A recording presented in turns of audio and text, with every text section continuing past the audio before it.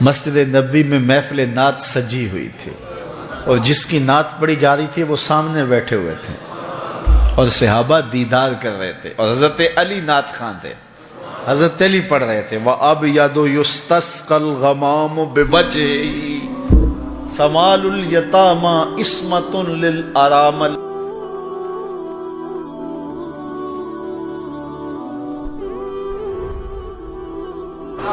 اعلیٰ حضرت بولے اجابت کا صحرا عنایت کا جوڑا، دلہن بن کے نکلی دعائے محمد صلی اللہ۔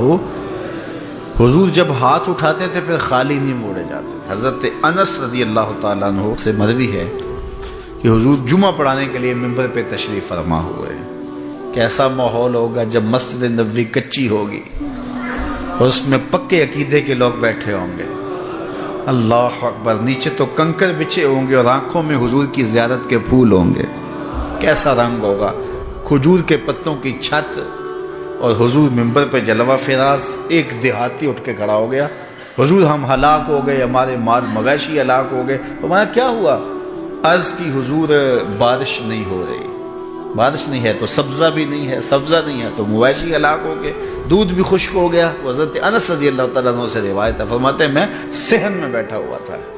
اللہ اکبر۔ تو جب اس نے یہ اٹھ کے اپنی حاجت کہی تو میرے حضور کے ہاتھ اٹھ گئے۔ تو جب ہاتھ اٹھے اللہ کی بارگاہ میں بارش کی، حضور نے دعا کی۔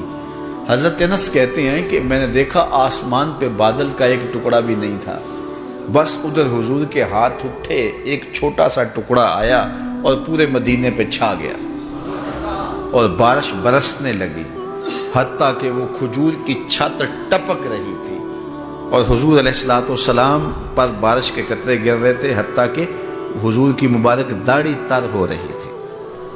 خیر نماز پڑھائی تو حضور پھر بیٹھ گئے اور فرمایا کسی کو یاد ہے میرے چچا کے اشعار؟ تو حضرت علی المرتضیٰ نے عرض کی حضور شاید آپ کی مراد وَأَبْيَضُ يُسْتَسْقَى الْغَمَامُ بِوَجْهِهِ سے ہے۔ حضور نے فرمایا ہاں۔ تو حضرت علی اٹھ کے وہ شعر پڑھنے لگے اور حضور سن رہے تھے اور ساتھ مسکرائے جا رہے تھے۔ مسجد نبوی میں محفل نعت سجی ہوئی تھی اور جس کی نعت پڑھی جا رہی تھی وہ سامنے بیٹھے ہوئے تھے اور صحابہ دیدار کر رہے تھے، اور حضرت علی نعت خواں تھے، حضرت علی پڑھ رہے تھے وَأَبْيَضُ يُسْتَسْقَى الْغَمَامُ بِوَجْهِهِ سَمَالُ الْيَتَامَى عِصْمَةٌ لِلْأَرَامِلِ۔ یہ گوری رنگت والا جس کے چہرے کو دیکھ کے بادل امٹ کے آتے، اللہ، غریبوں کا سہارا اور یتیموں کا آسرا۔ یہ حضرت علی المرتضیٰ پڑھ رہے، حضور مسکرائے جا رہے ہیں، مسکرائے جا رہے ہیں۔ پھر حضور علیہ السلام نے ٹھنڈی آب بھری اور فرمایا للہ در ابی طالب لو کان حیا لکرت عیناہ، کاش آج میرے چچا ابو طالب ہوتے، ان کی آنکھیں ٹھنڈی ہو جاتی۔ اللہ اکبر۔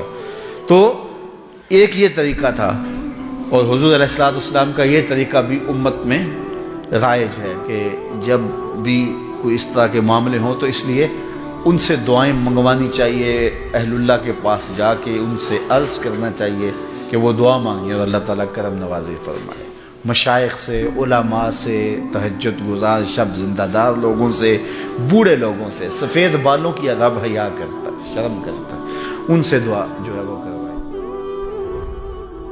بارشوں کا نہ ہونا، اس کو ہم اگنور کر دیں تو کر دیں، ہم کہتے ہیں ہمارا کام چل رہا ہے، لیکن موسم پہ بارش کا نہ ہونا یہ اللہ کی ناراضگی کی دلیل ہے۔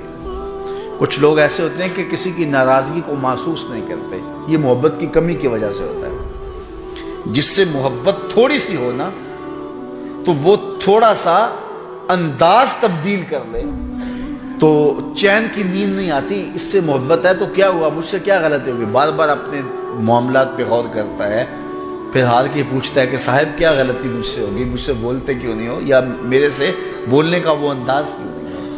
اور کسی سے محبت نہ ہو، خالی خولا تعلق ہو، سادہ سا تعلق ہو، عام دعویٰ ہو، وہ روٹھا رہے تو روٹھا رہے، ناراض ہو تو ناراض ہو، وہ کہہ بھی دے میں ناراض ہوں، اچھا ٹھیک ہے جی کر لیں گے آپ کو راضی۔ تو یہ بارشوں کا نہ ہونا یہ اللہ کی ناراضگی کا سبب ہے، موسم کی بارشوں کا نہ ہونا یہ اللہ کی ناراضگی کا سبب ہے۔ تو اس کو اگر قوم محسوس ہی نہ کرے کہ ٹھیک ہے کوئی بات نہیں ہے، لیکن بات بارش کی نہیں ہے، بات اللہ کی ناراضگی کی ہے۔ میرے اور آپ کے آقا مولا نبی رحمت صلی اللہ علیہ وسلم صلاۃ الاستسقاء پڑھتے تھے۔ صلاۃ الاستسقاء اللہ کی حضور رجوع کا نام ہے۔ ایک تو دعائے استسقاء، کسی نے کہا دعا مانگ دیجئے تو حضور علیہ السلام نے دعا مانگ دی، اور پھر حضور کے اٹھے ہوئے ہاتھ رب خالی نہیں موڑتا تھا۔